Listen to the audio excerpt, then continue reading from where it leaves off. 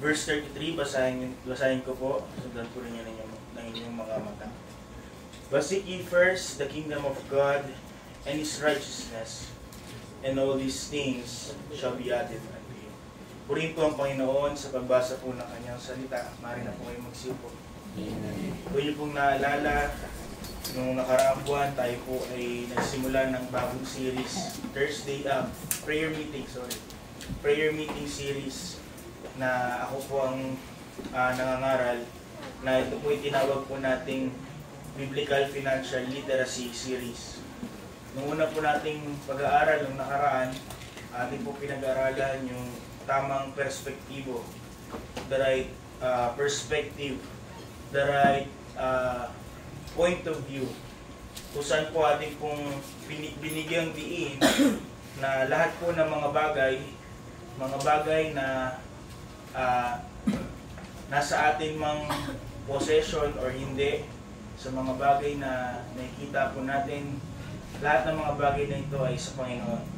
Maging tayo mismo, ating buhay, ating kalakasan, lahat po ng ito ay pagmamayari ng Panginoon. At karapat-dapat lang pong ibigay at gamitin para sa Panginoon. Sa ating pong pag-aaral, pagpapatuloy sa pag-aaral po natin sa seryeng ito, tayo po ay dadalhin sa Matthew 6:33, isa sa mga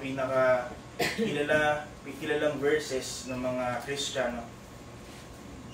Sa mundo po nating kinabibilangan, sa mundo natin pong ginagalawan, we are constantly told kung ano po yung mga importanteng bagay. Ang mundo po ay mahilig magdikta kung ano po yung mga dapat nating unahin, ano dapat ang ating mga prioridad sa buhay. Ang mundo will say, secure your future. Tama naman po, hindi naman po yung masama. O kaya na may akitin mo yung career ladder, yung career na pinalanan mo para sa iyong sarili, na pinag-aralan mo kung anong tatahakin mo. Pilitin mo yung matahak, pilitin mo yung makyat. Or build your savings. Huwag kang maging wais ka. You have to have an emergency fund at iba pang mga klase ng fund. O sasabihin ng mundo, kailangan meron ka munang bahay. May sarili kang bahay bago ka, yun ang unahin mo bago mo gawin ang ibang mga bagay. O kaya naman, take time for yourself. Huwag mong ubusin ang iyong lakas at ang iyong pera para sa ibang bagay. Take time for yourself. Take vacations. You only live once. At gayon din, marahil, maririnig natin that the world gives priority upon comfort. To enjoy comfort while we can take it. Ang mga bulong na ito mula sa mundo, makikita natin sa social media, sa mga tao, mga personalities natin pong pina-follow sa social medias. Makikita po natin yung value ay sinusukat po ng laman ng bangko, ng iyong bank account. Sinusukat ang iyong value sa mga pagmamay-ari at sa mga bagay na iyong nagawa, sa iyong mga accomplishments. The world pressures us to prioritize what he thinks. The world thinks is urgent. Ano yun? Yung mga flashy, mga bagay that can be quantified. Ngunit sa Biblia po at ang Panginoon Jesus mismo ang nagsabi, ito po isang radically different financial advice. Ibig sabihin, totally sagad, hindi sobra-sobrang kakaibang financial advice mula po sa Panginoon Jesus mismo. Na mabasa po natin sa verse 33. Hindi niya po sinabi, secure your future, climb the career ladder, build your savings, buy houses, take vacation, enjoy comfort while you can. Ang sinabi po ng Panginoon, to seek first the kingdom of God. Amen. And His righteousness, and all these things shall be added unto you. The world tells us to prioritize wealth, comfort, ang mga bagay para sa ating sariling interes. Ngunit ang Biblia po at ang Panginoon Jesus mismo ang nagsasabi that we ought to prioritize God. Amen. Wala masasabi na hindi po natin nalalaman ang mga bagay na ito. Ngunit ilan po sa atin ang makakapagsabi that we truly prioritize God. The scripture tells us to prioritize God, prioritize His work, and prioritize His glory. Ito po ay isang simpleng prinsipyo, but it is revolutionary sapagkat ang ibig sabihin po nito, lahat ng mga bagay na hindi sa Diyos at hindi Diyos must come far second. Everything else must come second only to God. Amen. Buhay natin, ang mga pangarap natin, mga ambisyon sa buhay, everything must come far second only to God. Ang ating mga career, ang ating mga investments, ang ating mga ipon, even our family and our personal ambitions, walang masasabing hindi yun importante. But they are not the ultimate. They are not the most important thing. They should not be the priority of our lives. Ano po ang pinaka-prioridad dapat natin? And it should be a non-negotiable sa mga Kristiyano. It is God Himself and His kingdom. Amen. Ang Diyos at ang Kanyang kaharian. At sa ating po pagpapatuloy sa ating serye, ang ating pong pag-aaralan sa gabing ito ay ating pong tatawaging The Resolute Presidents. The Resolute Presidents. Ang subtitle is to prioritize the pious pursuit. Prioritize the pious pursuit. Ang ibig sabihin po natin sa terminong resolute, ito po ay tumutukoy sa unwavering devotion. Hindi natitinag na debosyon. Walang pag-aatubili. Walang pagpapatumpik-tumpik. Walang nakatanga. Walang distraction. And what do we mean by precedence? It means yung priority. Pagiging pinakauna. What we mean by the word precedence is to give God and the things of God the highest rank of our pursuit. Hindi po dapat may kaagaw. Hindi dapat may kapantay. Kundi dapat napakalayo in first place in our hearts. Everything else, ang ating possessions, yung mga provisions sa ating mga pangailangan, and even our personal ambitions, again, must take only second place sa ating buhay. Ito po yung tunay na Kristyanismo. Ito po yung Kristyanismong pinapangaral ni Kristo mismo. This is not a casual interest in God, but an all-consuming priority. So sa ating biblical principle about finances, makikita po natin that first, God must be first in our priorities. God must be first in our priorities. Sa ating pong binasa mga talata, makikita po natin, sinabi ng Panginoon, mga pamumblema sa buhay, sa kakainin, iinumin, dadamtin. At ano po sinabi ng Panginoon sa verse 32? For after all these things do the Gentiles seek. May dalawang seeking na pinakita ang Panginoong Jesus mula sa mga talatang ito. Mga prioridad sa buhay, inuuna. Baka sabihin natin, hintil din kami, kaya hintil din tayo, kaya ganun din prioridad natin. Ngunit ang ibig sabihin po ng Panginoon Jesus dito ay ang mundo. Sistema ng mundo. We live in a world constantly competing for first place in our hearts. Nag-aagaw-agaw para sa ating atensyon, ang ating mga ambisyon, yung ating trabaho, the family expectations, yung mga inaasahan sa atin ng ating pamilya, and even our own comfort. Lahat po ito'y nagtatagisan, nagtatalo upang makarating sa pinakatuktok ng ating puso. By the way, makinig po kayo ha, napapansin ko po kasi, pag may nag-preach ko, ano nakalagay dito, yun lang nilalagay nyo. Hindi nyo na nga tinatay, pinipicturean nyo na lang. Tapos yun na lang di post nyo. Wala man lang binagong salita. So makinig po kayo.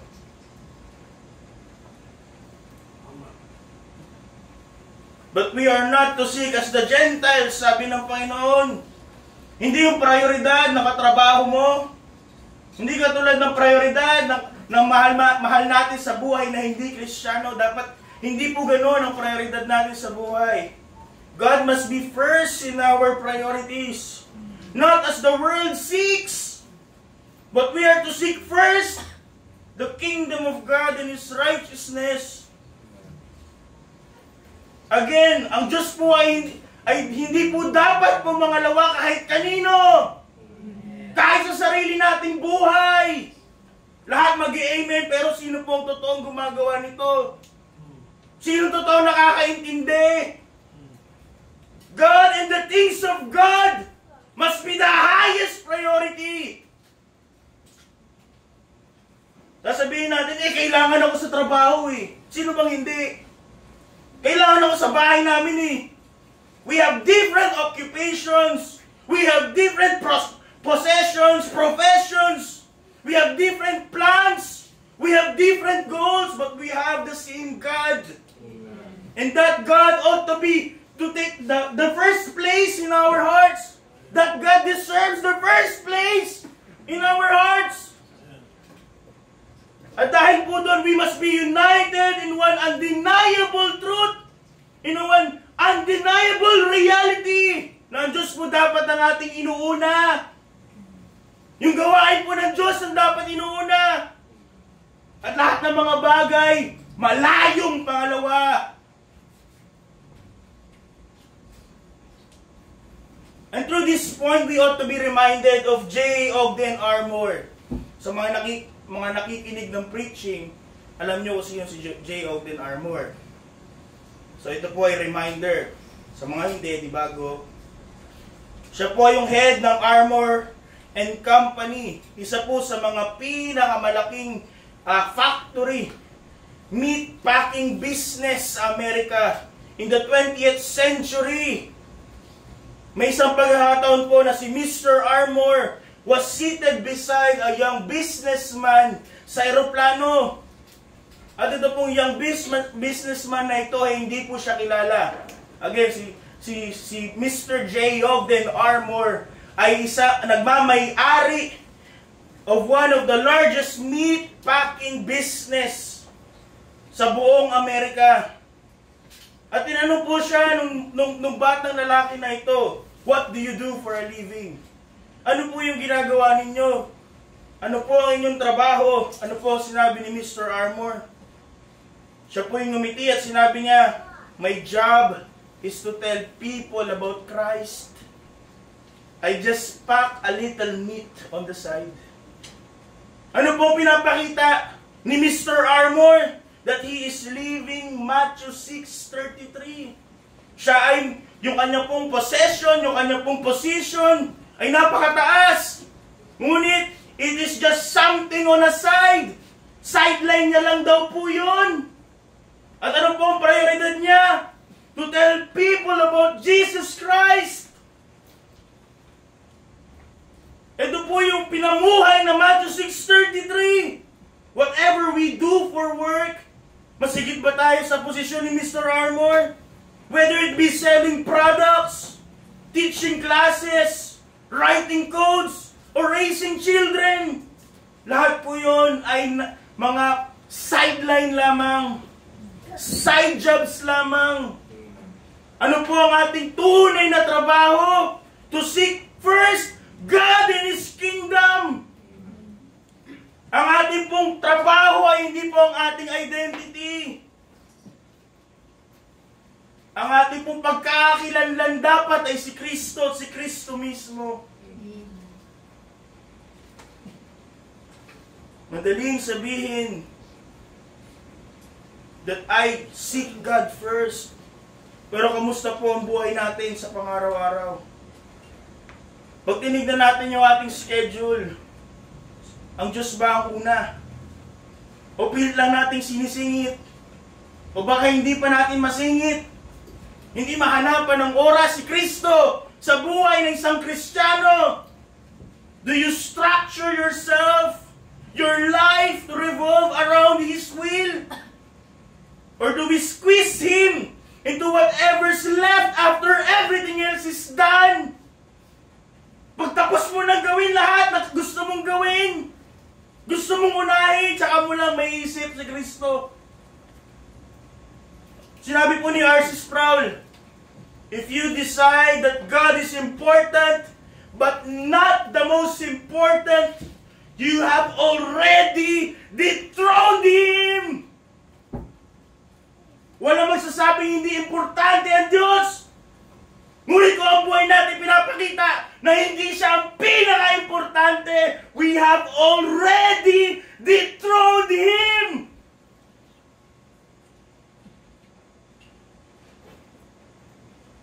At lahat ng mga nauuna kaysa sa Diyos, ito po yung mga Diyos-Diyosan.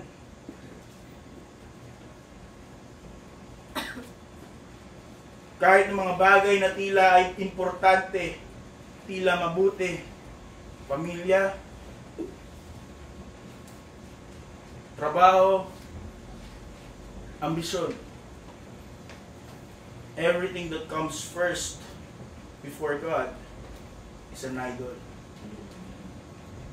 And everyone who pushes God out of the first place is guilty of idolatry.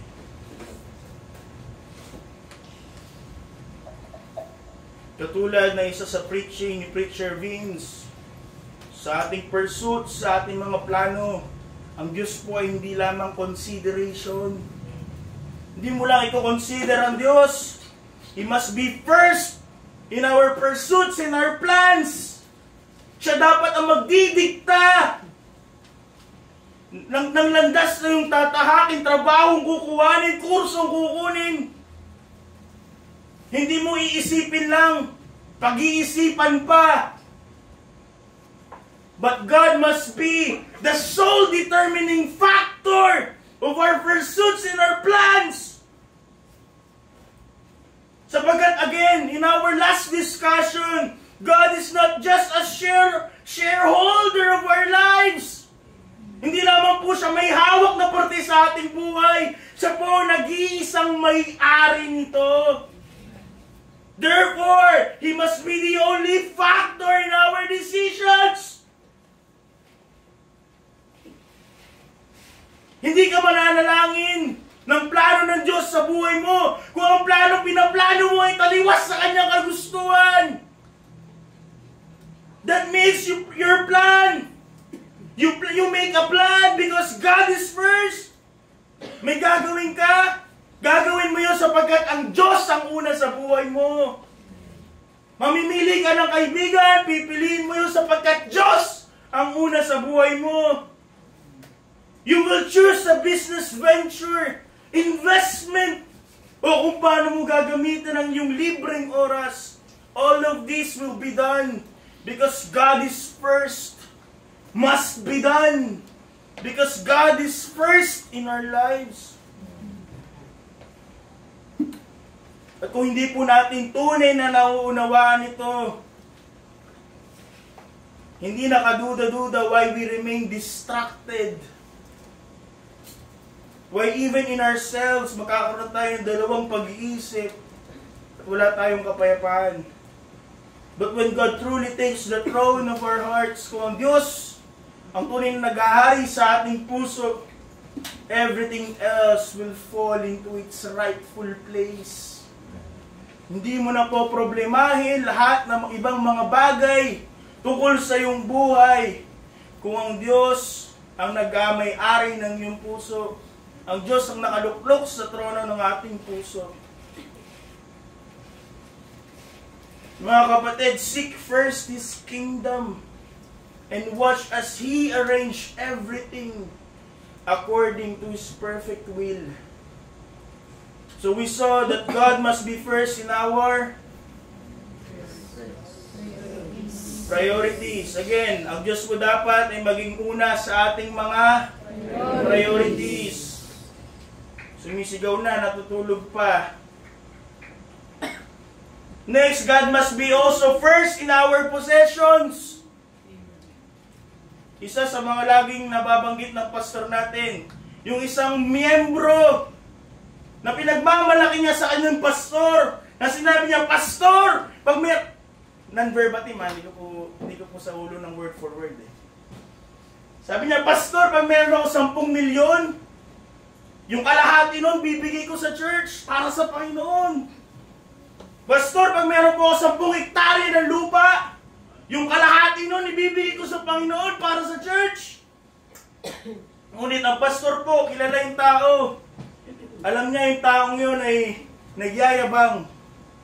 At hindi po totoo yung kanyang mga pangako. So tinanong siya ng pastor, kung inyong naalala, Brad, paano naman kung may 10 kang alagang baboy? May 10 po siyang alagang baboy. Nag-iba na yung kanyang enthusiasm. Nag-iba na yung kanyang mukha. Ang ibig pala niyan sabihin, Pastor, walang totohanan. Pangako lang. Suddenly, the man's tone changed and he hesitated. Then he defensively backed off. Maraming mga mananampalataya ganyan. Katulad, nung nagsasabing mananampalataya din doon sa kwento.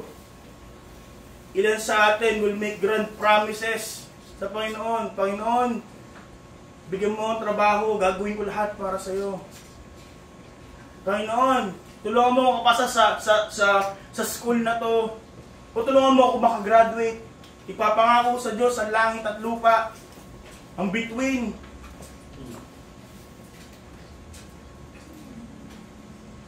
They make grand promises and it make it appear as though God is first in their lives.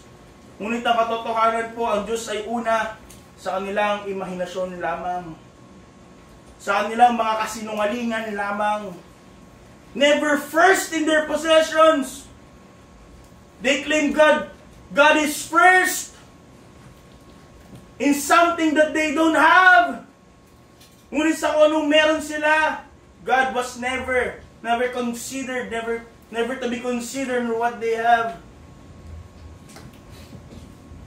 Kaya sinabi ng Panginoong Jesus sa verses 19 to 21, ano po sinabi ng Panginoon? Verses 19 to 21. Nandiyan na po kaya? Yes. Sige po, basa. Reading, begin. They that offer themselves treasures upon earth, where moth and rust doth corrupt, and where thieves break through and steal. But they offer themselves treasures in heaven, where neither moth nor rust doth corrupt, and where thieves do not break through nor steal. For where your treasure is, there will be your heart also.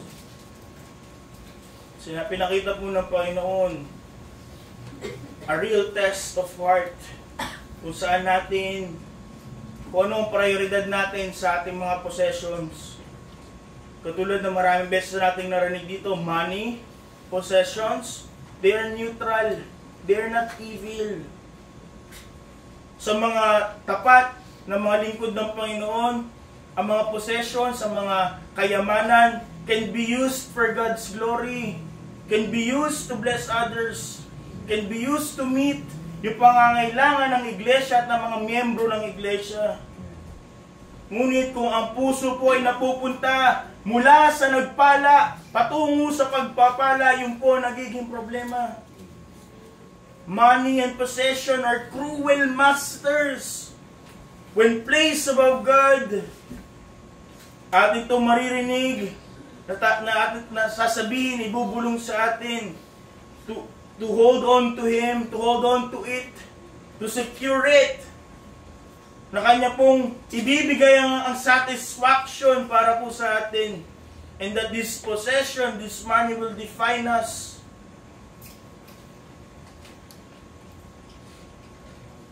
At tiyak, without fail, ang pag-ibig sa salapi, prioritizing possession over God, means to be enslaved by money, to be enslaved by possession. Katulad po ng sinabi ng Biblia, it is the root of evil. The love of money is the root of all evil. Kaya po, ano po sinabi ng Panginoon? To seek first the kingdom of God. Sabi po ni Matthew Henry, earthly things must be sought. Tama naman na kailangan po natin ng pera, magtrabaho. Pero sabi po ni Matthew Henry, but with a due subordination to heavenly things. Hindi para sa panlupang tangkilik, kaya mo ninanais magkaroon. But it must be, but there must be a due subordination to heavenly things. What is for the body must give way to what is for the soul. Yung po ang pagkakaayos-ayos. Bakit kami pera? It is for God's glory. Amen. It is to be used for God. Amen. And for His work. Hindi para makapagbakasyon ka, makabili ka ng gusto mo. Ano po ang tamang order? In our possession, God must be first. Amen. And everything far second. At kung Diyos po ang una, maging sa ating mga panlupang tangkilik, everything changes. May kita na natin, totoo, ang pera natin ay hindi sa atin. Have you ever experienced na bigla ka nagkaroon ng pera? Unexpected blessing? Tapos meron din po ang unexpected need ng kapatiran? Anong ginawa natin in those moments, in those times? That is God's money. It was intended to help yung brethren in need. Yung ating tahanan, kung sino man may kotse, yung ating mga panlupang tangkilik, it is not just for our comfort. Ito po yung mga bagay na pwedeng gamitin para po sa Panginoon, para po sa kanyang ministeryo. At ang pagbibigay po, giving, is not just an afterthought. Na pagka nilista mo na lahat ng gusto mong pagkagastusan sa iyong sahod, tsaka mo lang may isip mag-offering. Again, offering. Eh baka iba sa atin hindi pa nagbibigay ng tithes eh. Baka hindi pa rin marunong mag-tithes. Ang tithes po bago yung mga kaligtas. 10% po nun, ni-require yun ng Diyos. Ni-require ng Diyos. Galit na galit yung mga tao, baka iba sa inyo, mga kabataan. Galit na galit kay Bongbong kasi tax evader daw. Eh ano iba sa atin, hindi nagtatites. Pinagnanakawan ng Diyos. Mandato ng Diyos yun. Hindi mo ibibigay.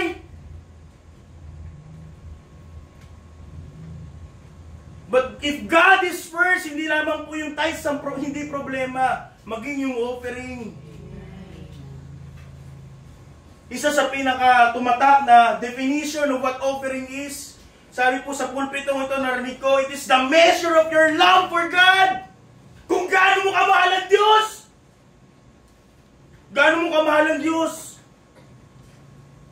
Doon pinapakita, the measure of your sacrificial giving.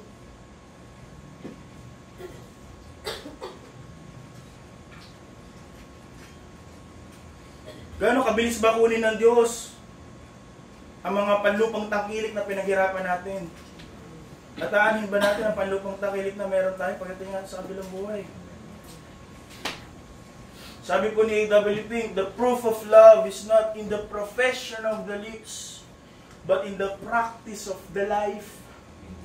Hindi mo pwedeng sabihin na ang Diyos ang una sa iyong buhay at ang kamay mo'y tikom. Tiklop. You can sing about loving God all day long, but if your bank statements, spending habits, and giving patterns says otherwise, ika'y sinungaling.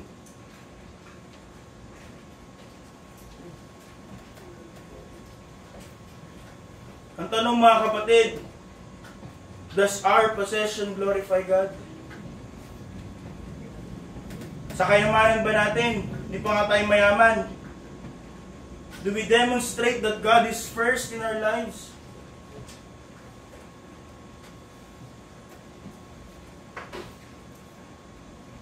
Kaya natin bumili ng mga mahal na gamit, iPhone, iPad, lahat ng Apple na hindi nakakain. Kaya natin kung bumili nun. Pangungutang pa natin. Pero pag may mga sacrificial giving sa church, ano yung bibigay natin? Meron po tayong contribution. Bibigay mo 50. 100. Hindi ko naman sinasabi na paano kung wala talaga. Pero wala ba talaga? Ano ba prioridad natin sa ating pera?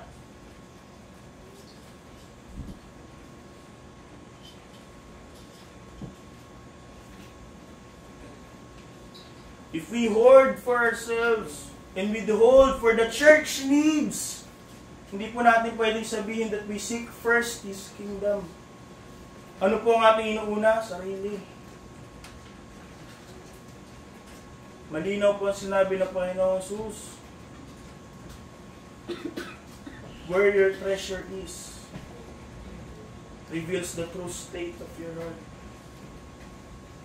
So mo ginagamit ang possessions that God have entrusted reveals kung nasa ng puso mo. Nasa ng puso natin. We can only put God in our possessions if we no longer see ourselves as owners. Kaya nga po, yun ang ating unang pinag-aralan. Ang Diyos ang may-ari ng lahat. At kung ating tunay na makikita kung sino tayo mga katiwala. At kung tayo mga katiwala, hindi lamang po yun, again, hindi po ang steward ay empleyado. Ang steward po ay alipin na nangangasiwa ng pagmamay-ari ng kanyang Panginoon. Hindi ka empleyado ng Diyos. Walang empleyado ng Diyos sa atin dito na magtatayo tayo ng unyon para sa ating mga karapatan. We are stewards, slaves that are entrusted na hindi sa atin. And if we see those things, kung tunay natin makikita yung ating kalagayan at katayuan, doon lamang po hindi magiging mahirap to put God first in our possessions. So nakita po natin una, God must be first in our priorities, mga prioridad sa buhay. And then kakatapos lang po, God must be first in our so lastly, God must be first in our provision. God must be first in our provision. Sabi po ng Panginoon sa Matthew 6:33, hindi niya po sinabi to seek first all these things that shall be added unto you, and seek first His kingdom. Hindi niya po sinabi, pagka binalikan po natin yung mga unang talata, ano yung mga these things, mga bagay na ito, na pawang idaragdag sa atin. Ito po yung mga pangangailangan, hindi luho. Katulad ng ano po, pagkain, inumin, tubig, daramtin. Ngunit ano po sinabi ng Panginoong Hesus, hindi po yun ang prioridad sa buhay. Pangangailangan yun. Hindi lang leisure, not the extra, but your necessities. Ang sabi ng Panginoong Hesus, hindi po yun ang una. Hindi po yun dapat ang inuuna. Ang inuuna dapat po ay Diyos bago yung ating mga pangangailangan. Even when needs press in, circumstances feel tight. Walang-wala ka na. Kailangan mo nang dumiskarte. Ngunit magiging hadlang ito sa ministeryo. Magiging hadlang sa gawain, sa paglilingkod sa Diyos. Ano po sabi ng Panginoong Hesus? To seek first His kingdom. We ought to still put God first. Kahit na po sa mga pagkakataon na walang-wala ka na. Hindi po tayo makikinig sa karunungan ng mundo.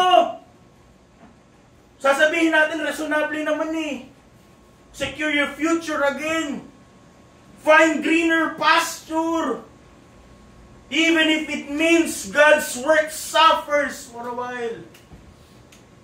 Hindi tama yung babalik na lang ako. Uunahin ko muna to. Kailangan to ng pamilya ko eh. Sounds noble. Pero malinaw po ang sinabi ng Panginoon, hindi po yun ang prioridad. Kahit pangangailangan, hindi po yun ang priority ng buhay. God must be prioritized first, even in our necessities, even in our needs, even in our health, even in our lives. Ang Diyos mo dapat ang una. Tunay nga kung napakaiba. Labis, sagad ang kaibahan ng perspektibo ng Panginoong Yesus. Ano sabi niya po sa verse 34? Take no thought for the morrow. Sabi niya po muna sa 25, therefore I say unto you, take no thought for your life. Hindi niya lang sinabi, huwag mong isipan anong kailangan mo sa buhay mo. Ano sinabi ng Panginoon? Huwag mong isipin, huwag mong problemahin yung buhay mo. Take no thought of your life, what ye shall eat or what ye shall drink, nor yet for your body, what ye shall put on. Is not the life more than meat, and the body than raiment?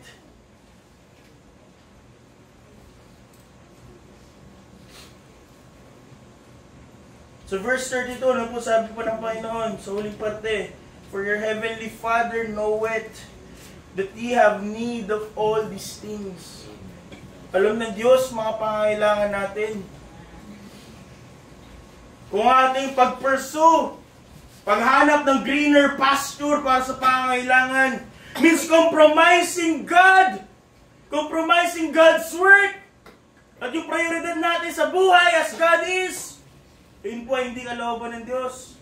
Uulitin ko, sinasabi po ng Biblia, kahit po, to provide for our needs. Sasabihin natin, sakripisyo. At kung yun po ay ating uunahin, pursuing even for provision of needs. At yun po ay magiging kompromiso upang ang Diyos po ay maging prioridad sa ating buhay. Hindi mo na kailangan manalangin ang kalooban ng Panginoon. That is not God's will. Anything that goes above God in our hearts and in our lives, yun po hindi kalooban ng Diyos. Marahil makuha mo yung greener pasture, iaanin mo yung pasture, if the presence and the blessing of the pastor, the blessing of the shepherd is not with you. Sabi po ni J.I. Packer, once you become aware that the main business you are here for is to know God, most of life's problems fall into place of their own accord. Problema kasi natin, ano yung kailangan natin eh. Ano sabi po ni J.I. Packer, ang problemahin mo kung paano mo makikilala ang Diyos. Paano mo mas kikilalanin ng Diyos sa buhay mo? And if we are aware of that, sabi niya lahat ng problema natin magkakaroon ng resolution. If not resolution, there will be provision. Sabi niya po, if knowing God and serving God is truly the main business of our lives, kung yun po talagang ating inuuna, then yung mga provision po sa pangangailangan na hindi problema. Ilan ba sa atin wala pa ba sa atin, o hindi pa ba lahat tayo naka-experience ng miraculous provision ng Diyos? If not, there's the problem. Mali ang priority. Ilan na ba nakarinig sa inyo nung kwento ng litsong manok? May ilang mga kwento about provision of God na hindi expected. May isang kwento rin sila Vincent si Dale eh. Litsong manok din daw yun. Mga panahon na feeling mo wala. Pero biglang may dumarating. Diyos ang nag-provide nun eh. Beyond on what you can provide for yourself.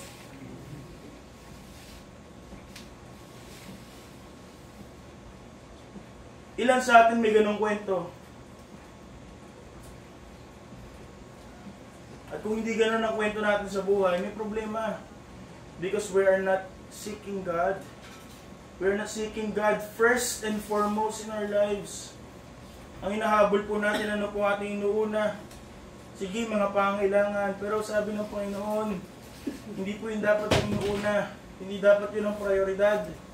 The priority must be God and His kingdom. The priority must be God and His kingdom even over our needs, over our necessities. Pag sinabi po natin ang Diyos ay una sa ating buhay, higit sa ating mga pangangailangan, ang ibig sabihin po nito, you trust Him enough. We trust God enough na bago po natin hanapan ng solusyon yung ating mga pangangailangan, He will secure it for us. We trust Him enough to obey Him first bago pa natin makita yung katugunan sa mga pangangailangan. And that we trust Him enough that He will provide for it miraculously. Ibig sabihin po na uunahin ng Diyos higit sa mga pangangailangan is to believe His promises enough to put His work ahead of our own worries.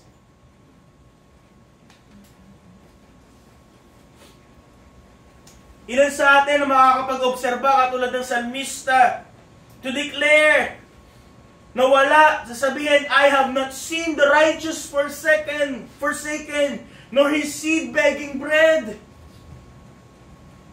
Baka sasabihin natin, lagi na lang bukang bibig natin, mga pangangailangan, problema, hindi mo mabili. There's something wrong.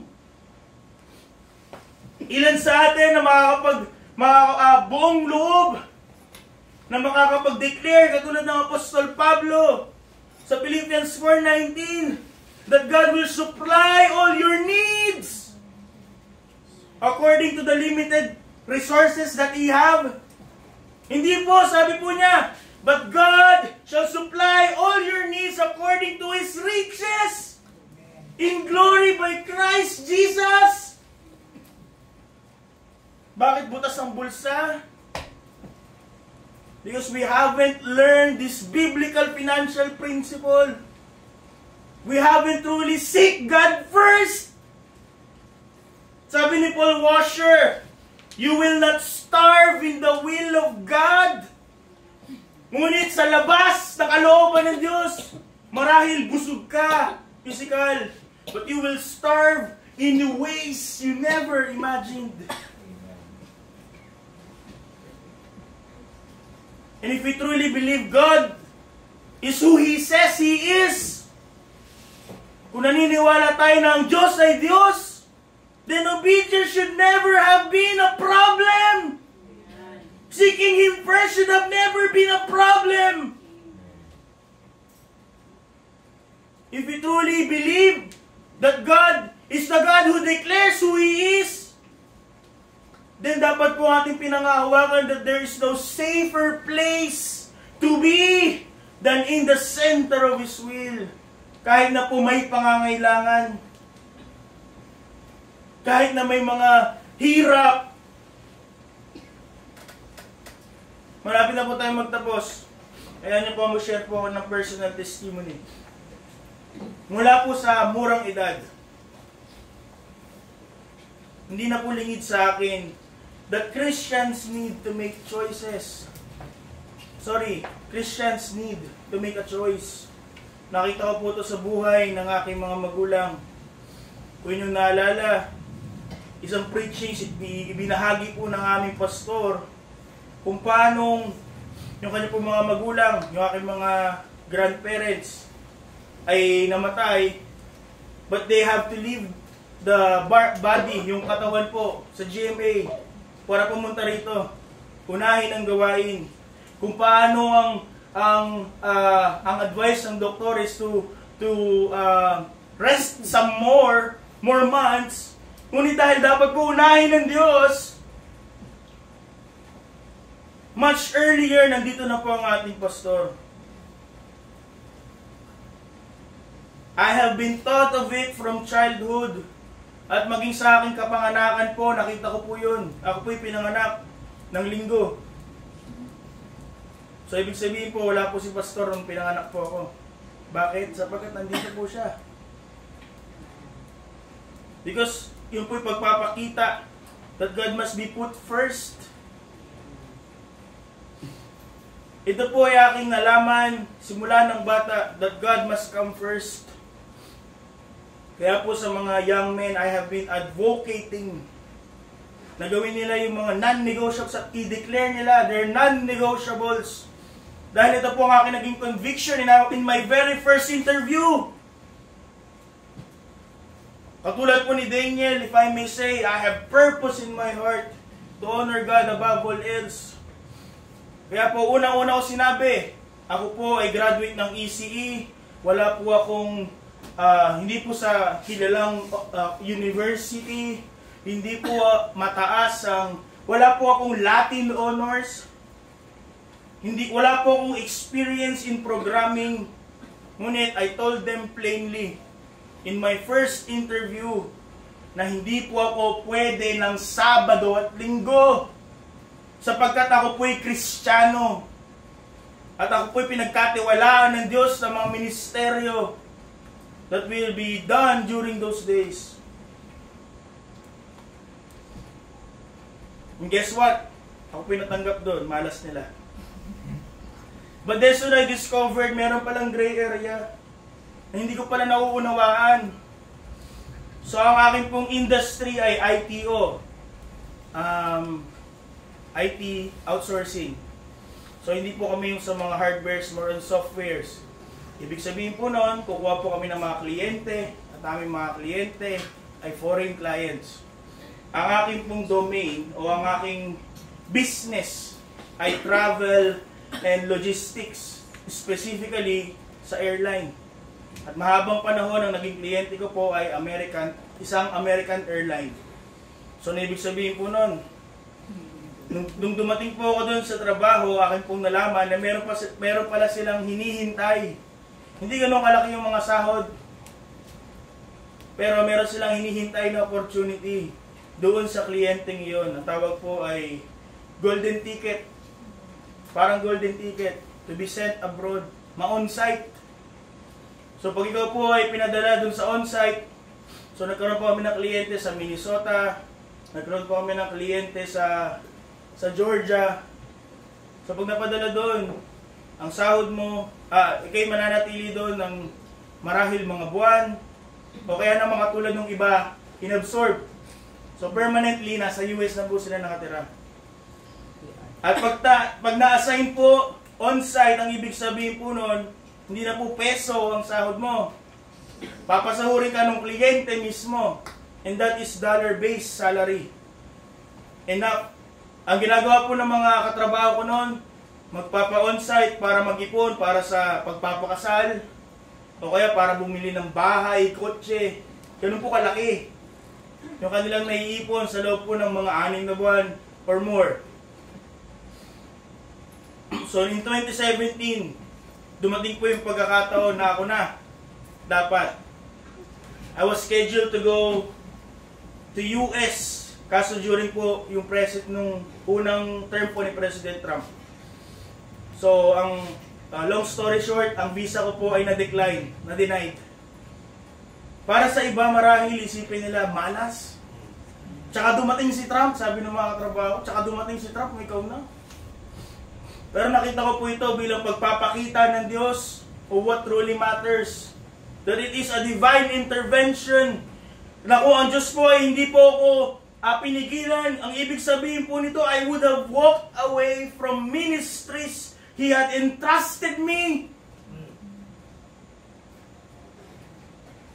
Ano ibig sabihin ng mamamatay ang ministry pag nawala ako? I have realized na may mga naunang ministers that have na pinagkatiwalaan ng mga ministeryong pinagkatiwala sa akin. Sila'y nawala, ngunit nagpatuloy ang ministeryo.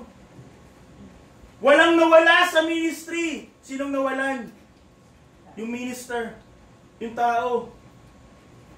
And that's what I have come to realize in that point. Ang Diyos po had intervened. I would have traded his calling for a greener pasture. I would have been chasing my own desires instead of seeking first His kingdom. At yung pong pagkakataon na yun became nail to the coffin sa aking conviction. Hindi lang po ako nagre-refuse ng weekend work pa rin. Ngunit nagre-refuse na rin po ako ng overseas assignment. Sa trabaho, sa career kung saan dapat pinapadala, naghahanap sila ng ipapadala, lagi ko pong sasabihin, hindi po ako pwede. May mga ministers po ako na hindi ko po pwedeng iwan. May pinagkatiwala sa akin ng Panginoon. And you would have thought na hindi na nila ako kukunin. Sapagkat hindi nila ako magiging asset. Hindi nila ako ma-maximize for their companies. But God showed yung kanya pong yung pagiging totoo sa kanyang pangako that if I seek first His kingdom, all these things shall be added unto me. Marahil marami sa iba, iisipin ng mundo, yung aking paninindigan to choose God over my ambitions, over career, over what others would thought is a promotion or influence or income. Ito po ay pagkakataon sa akin upang mapatunayan ang pangako ng Diyos. Mas mapatunayan ang pangako ng Diyos. Na sinabi ng Panginoong Jesus that if I seek first the kingdom of God, all these things, all my needs shall be added unto me. At ang Diyos po ay totoo sa kanyang pangako. Sa ngayon po, hindi ko po masasabing mayaman kami. But we have more than enough. We live comfortably. Enough po yung aking trabaho upang aking pong asawa ay makapag-focus on building our home. To pursue yung kanya pong pagnanais to be a housewife. Enough upang magkaroon po ng pagkakataon to be channels of blessing to others.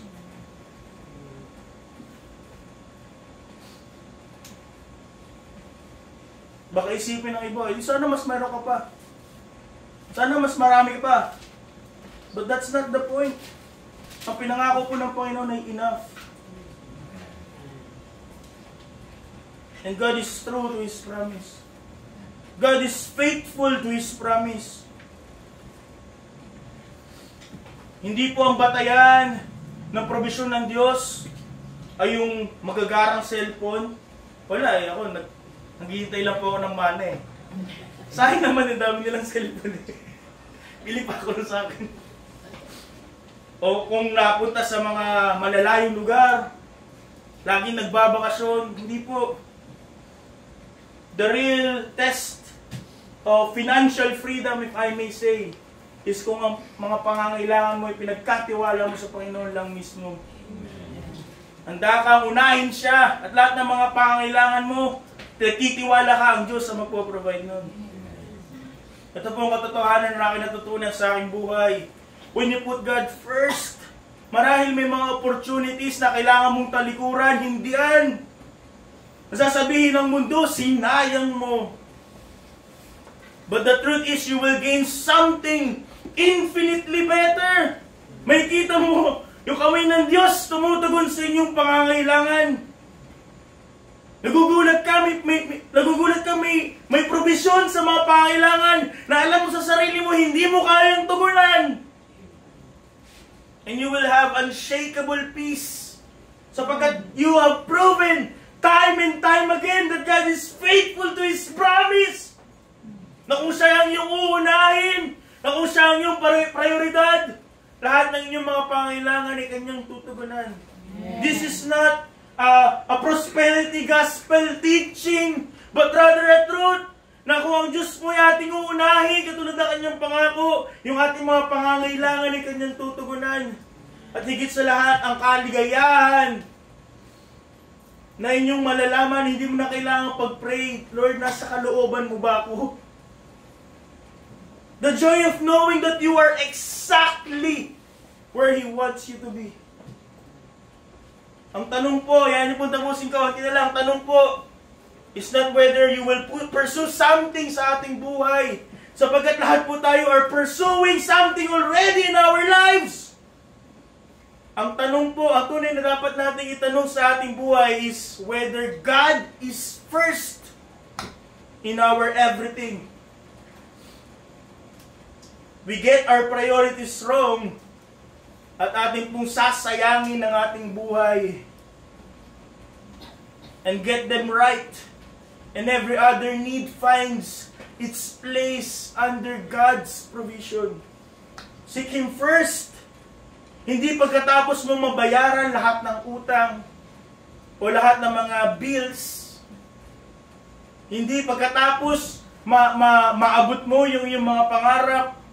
Not after the crisis are managed. Seek Him first before everything else. In your time, in your decisions, in your desires. At kung ang Panginoon po ang una, ang Diyos ang una, si Kristo ang una, everything else falls into place. Ngunit kung ang Diyos po ay pangalawa, everything eventually falls apart.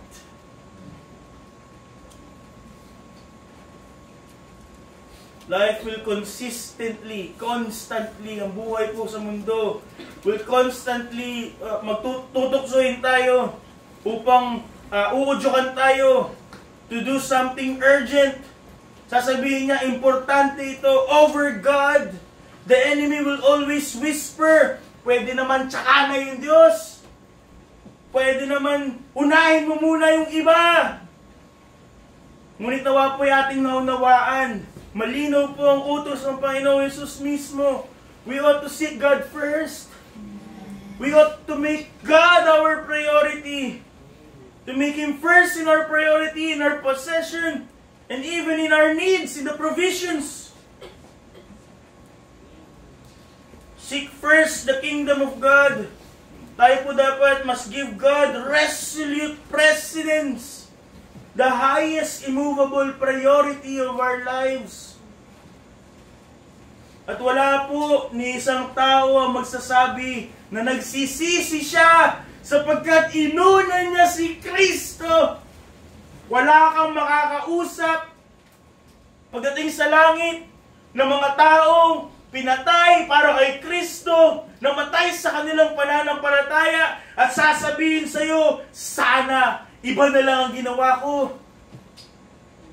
Wala tayong makakausap ni isa that have regretted putting Christ first.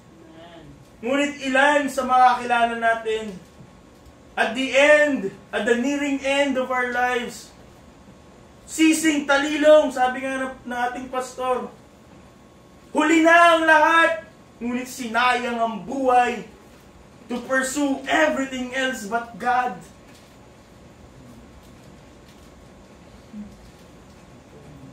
Nawa po, from this biblical advice, tayo po ay matulungan na ayusin ang ating prioridad. The list of our priorities and put God first and everything very far second. Ito po ang salita ng Diyos. Amen. Tayo po ay tumayo, tayo po ay manalangin. Maraming Diyos na mapangyarihan sa lahat. Hindi tiwala po kami sa paggawa ng banal na Espiritu.